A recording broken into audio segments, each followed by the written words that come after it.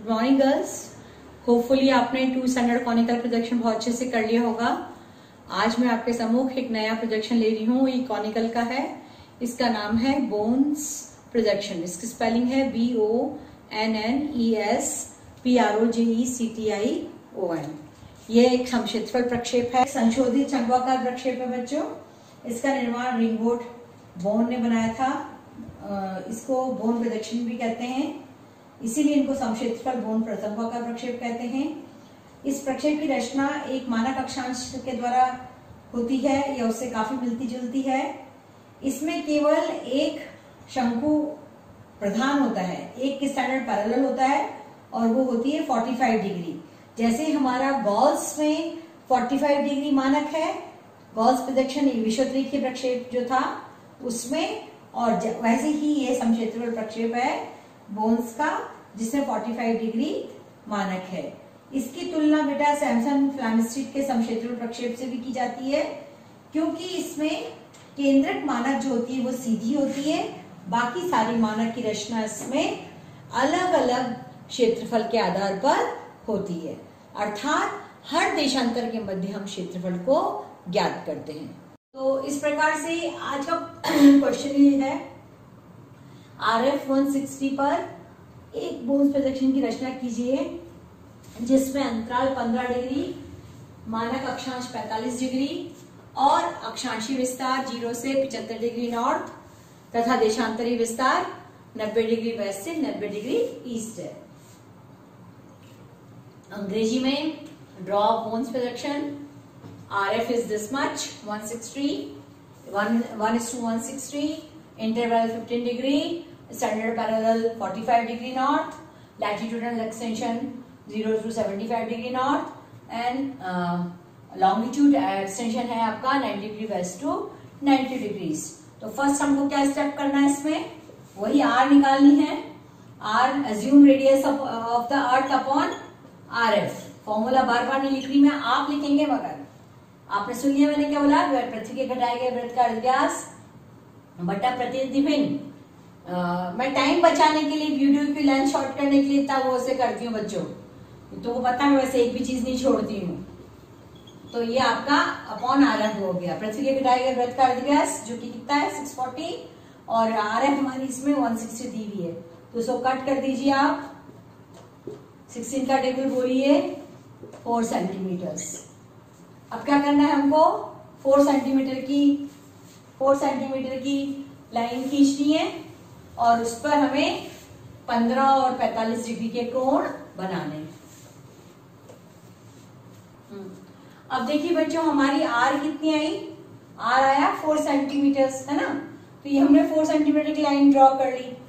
अब क्योंकि बच्चों मैंने इसमें दो बात आपको बोली, इसमें स्टैंडर्ड पैरेलल क्या है 45 डिग्री, तो 45 ये हमने 15 डिग्री का एंगल बना लिया और ये 45 डिग्री का, ठीक है।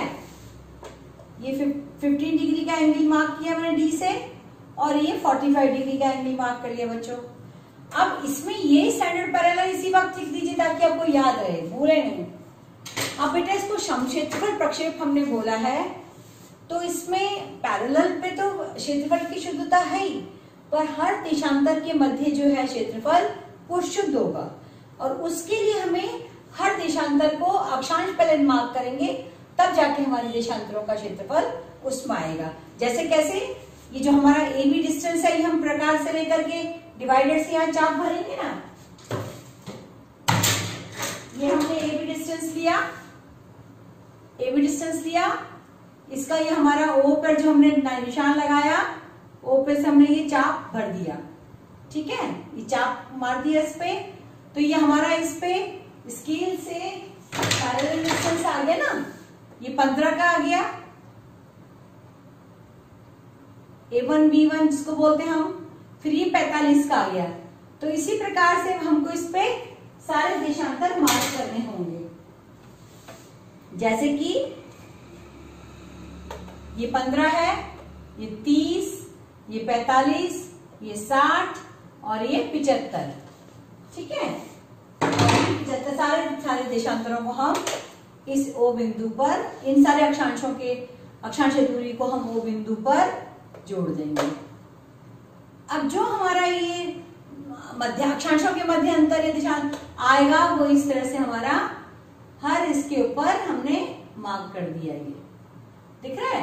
तो ये हमारा क्या हुआ, ये हमारा A1 B1, C1 D1, E1 C1 D1, D1 E1, E1 F1 और F1 लास्ट में। ठीक है, तो हमारा यानी 15 डिग्री अक्षांश का कितना है A1 B1, 30 डिग्री अक्षांश का है B1 C1, 45 डिग्री का है C1 D1, 60 डिग्री का है D1 E1 और 75 डिग्री का हमारा आया है E1 F1, E1 और F1। ठीक है, तो ये हमारे हर अक्षांश के ऊपर यहाँ हमने इस सेंटर पे ये हमारे इस सेंटर पे हमने सारे जो हमारा ये O से हमने चाप भरा था ये इस प्रकार से सारे लंबी दूरी हमारी आ गई है। आगे बच्चों इतनी बात समझ में, होपफुली समझ में आ गया होगा। अब इसमें लास्ट में हम जो हमारी मानक अक्षांश है इसके ऊपर ये 90 डिग्री का कोण बनाएंगे। ठीक है, जैसे हमने वन स्टैंडर्ड पैरेलल में बनाया था, इसलिए इसकी समानता वन स्टैंडर्ड पैरेलल से की जा रही है, परंतु डिफरेंस क्या है, मध्याह्न अक्षांश में तो समान है ही, प्लस ये आपका देखिए मैंने ऐसे परपेंडिकुलर 90 डिग्री का कोण बनाया नहीं है, जीरो मैंने यहाँ पे रखा, जिन्होंने नहीं देखा वो फिर से अच्छे से देख लीजिए। देखिए सेंटर जीरो है, ये जीरो मैंने 45 डिग्री सेंटरिंग के ऊपर रखा है और ये आपकी लंबाई ऐसे इसका एंगल डाल दिया और ये आपका 90 डिग्री जहां पे है उसको मार्क कर दिया। इस प्रकार से 90 डिग्री का ये लंब आ गया। ठीक है, ये हमारा लंब आ गया। अब क्या करेंगे, पैरेलल एक लाइन खींचेंगे और उस लाइन के ऊपर सारे चाप भरेंगे। अक्षांशी बिंदु के सारे चाप तो P से ही आएंगे, ये P बिंदु से ही आएंगे।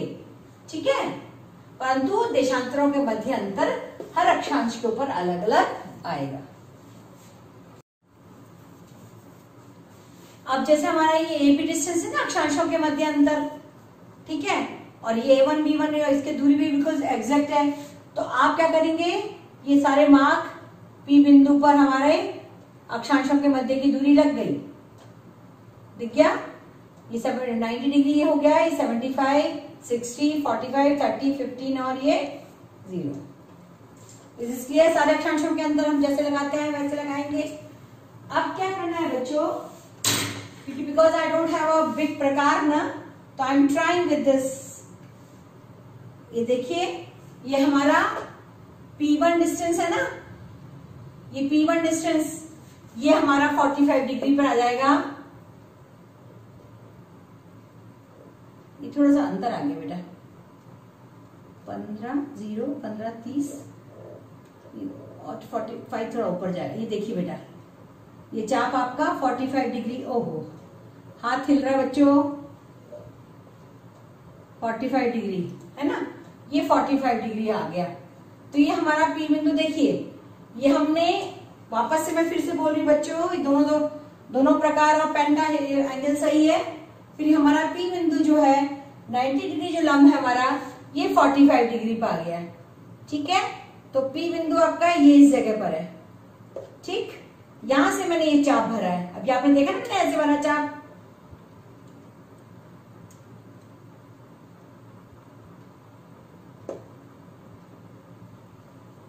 ये हल्का सा मेरे यहाँ हाथ टिल्ट हुआ, तो ये हमारी 45 आ गई। अब ऐसे ही हम P बिंदु से, ये जो हमारा P बिंदु है इससे हम 60 का चाप भर देंगे, 75 का चाप भर देंगे, 30 डिग्री का चाप भर देंगे,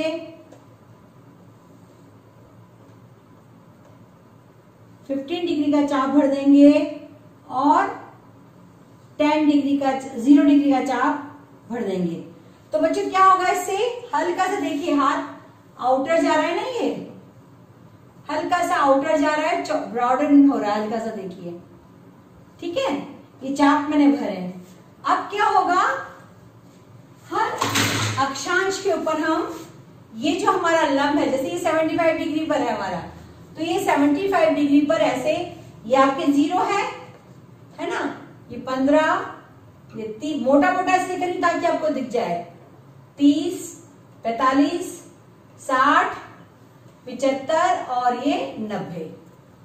ऐसे ही हमने ये अक्षांश को यहां लगाया, 15, 30, 45, 60, 75 और ये 90। ठीक है, तो ये ऐसे हर अक्षांश के ऊपर हमने देशांतरी चाप लगाए। कौन से वाले? जो हमारा ये देखिए, ये 15 डिग्री है, ये 45 डिग्री है। जब आप लिख रही हूं ताकि आप यहां पे, तो मैंने ऐसे लिख दिया 30 डिग्री, 60 डिग्री, 15, 30, 45, 60, 75 डिग्री के एंगल। तो अभी हमने ये कौन सा मार्क करा? 75 डिग्री वाला। ठीक है, 60 डिग्री वाला थोड़ा सा वाइड हो जाएगा, ये देखिए ऐसे। वही 0 पे आपने एक प्रकार रखा है, 2 मुंह का डिवाइडर, 1, 2, यानी 15, 30, 45, 60, 75 और ये आपकी 90। जो एक्स्ट्रा लाइन है वो मिट जाएगी। ठीक है, इसी तरह से आपके दूसरे उस पर आ जाएगा 45, 15, 30, 45, 60, 75 और ये 90। इस प्रकार इट विल गो ऑन। इस प्रकार से बच्चे, जैसे मैंने आपको बताया ना, 75 डिग्री में निशान लगाया हमने E1 F1 के, 60 पे हमने लगाया D1 E1 के, ठीक है, और 45 पे लगाया हमने C1 D1 और 30 पे लगाया हमने B1 C1 और 15 पे लगाया हमने A1 B1। तो ये इस प्रकार से, ठीक है, तो हमने लास्ट में 15 पर A1 B1 का डिस्टेंस ये लगा लिया था। तो हर देशांतर पे ये हमारे डिस्टेंस लग गए और इस प्रकार से सारे पॉइंट्स को मैंने आपके फ्रेंच कर्व से जोड़ते हैं। और हमारे टाइम में हमारे टीचर्स ने ये सिखाया था कि फ्रेंच कर्व की जगह आपकी जो झाड़ू की सीख या नीम की जो हल्की पत्ती डंडी होती है उसको ऐसे रख करके हर बिंदु के ऊपर उसको रखा, ऐसे मार्क कर दिया, हर बिंदु पर रखा, मार्क कर दिया। झाड़ू की सीख को मैंने दबा रखा है, उंगलियां जो मेरी बता रही है ये झाड़ू की सीख की दिख रही है, फिर इसको ऐसे मार्क कर दिया।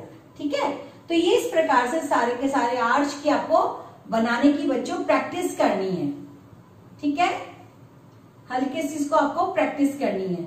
देखिए हमारा P, वापस से बोल रही हूँ, P से जो हमारा SP मानक 45 है, ये डिस्टेंस हमारा आ गया जो हमने चाप खींच लिया। उसके बाद हमने जो A1 A B या A1 B1 के डिस्टेंस मार्क कर रखे थे अंतराल 15 डिग्री वाले, वो मार्क कर लिए और फिर सबको P बिंदु से हमने चाप भर दिया। फिर जो हमारा A1 B1 डिस्टेंस है वो यहाँ 15 डिग्री पर है, C1 D1 ये जो B1 C1 है वो 30 पर है, तो 30 पर मार्क कर लिया। देखिए ये 0, 15, 30, 45, 60 और 75 डिग्री नॉर्थ। ठीक है, तो हमने ये सारा A1 B1 इस पर मार्क कर लिया, B1 C1 30 पे मार्क कर लिया, C1 D1 40 पे मार्क कर लिया, D1 E1 डिस्टेंस हमने 60 पे मार्क कर लिया और 75 डिग्री पर हमने E1 F1 अपना मार्क कर लिया। अब बच्चों ये सब जो मार्क किया है ये क्या है? ये सारे देशांतरों के मध्य दूरी है, देशांतरों के मध्य दूरी है। यानी बोन्स प्रक्षेप को हमने समक्षेत्रफल क्यों कहा? क्योंकि एक तो इसमें ये जो मानक है स्टैंडर्ड पैरेलल है, स्टैंडर्ड पैरेलल जो है इसमें तो आपका शुद्धता है ही क्षेत्रफल की। ये तो हमने हर प्रक्षेप में देख लिया पहले के प्रक्षेपों में, है ना। अब इसमें क्या है, सारी शुद्धता हर देशांतर के मध्य हमने ये जो दूरी नापी है हर देशांतर के ऊपर, तो मध्यान्ह केंद्रीय मध्यान्ह देशांतर पर तो है ही शुद्धता और बाकी देशांतरों पर भी इसमें क्षेत्रफल की शुद्धता है। ठीक है, अब ये जो आपको ये आर्च खींचे झाड़ू की सीख से, ये इस तरह से झाड़ू की सीख को दबा करके बच्चों इसकी रफ में आप पहले प्रैक्टिस कर लेना, नहीं तो जैसे आपके फ्रेंच कर्व्स बहुत सस्ते मिलते हैं मार्केट में, प्लास्टिक के मिलते हैं, 60-70 रुपीज का पैकेट मिलता है, और 2 पैकेट ले लोगे तो 100-150 रुपए में मिलता है। और इनके जो बिंदु आपने लगाए हैं उस बिंदु पे अलग अलग नंबर, जैसे 12 नंबर, 13 नंबर, 14 नंबर, ऐसे अलग अलग नंबर के फ्रेंच कर्व्स को सेट करके हम ये सारे देशांतर खींचते हैं। इस प्रकार से ये आपकी 15, 30, 45, 60, 75, 90 डिग्री पूर्व का विस्तार हो गया बच्चों, है ना। और 15, 30, 45, 60, 75 और 90 डिग्री वेस्ट का विस्तार हो गया। तो कहने का मतलब हर देशांतर पर शुद्ध क्षेत्रफल की शुद्धता की वजह से इसको हमने बोन्स प्रक्षेप कहा है। अब इसमें सबसे ज्यादा विश्वसनीय क्या है, संकेती वृत्त के जो चाप हैं वो केंद्रीय मानक के दर्शाने वाले चाप के केंद्र हैं, है ना। और बाकी तो मैंने आपको बोल ही दिया।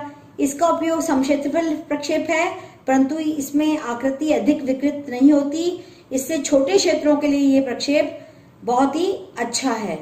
और जिसमें जैसे छोटे प्रदेश जैसे France, Switzerland, Ireland, Belgium, Sweden, Holland, ये जो देश है ना, इनकी आकृति, इनका आकार इसमें बहुत अच्छा आएगा। और बाद में इसी बोन्स प्रक्षेप का शुद्ध प्रक्षेप आ जाता है बच्चों, पॉलीकॉनिक प्रक्षेप, जो कि मैं नेक्स्ट उसमें आपको करवाऊंगी। पॉलीकॉनिक को हमने बोला है बहुशंकुआकार प्रक्षेप। तो होपफुली आपको ये समझ में आ गया होगा। और जैसे वॉइस में आपको व्हाट्सएप पे डालती हूँ, उसके डीमेरिट्स वगैरह मैं डाल दूंगी। आज के लिए इतना ही, थैंक यू।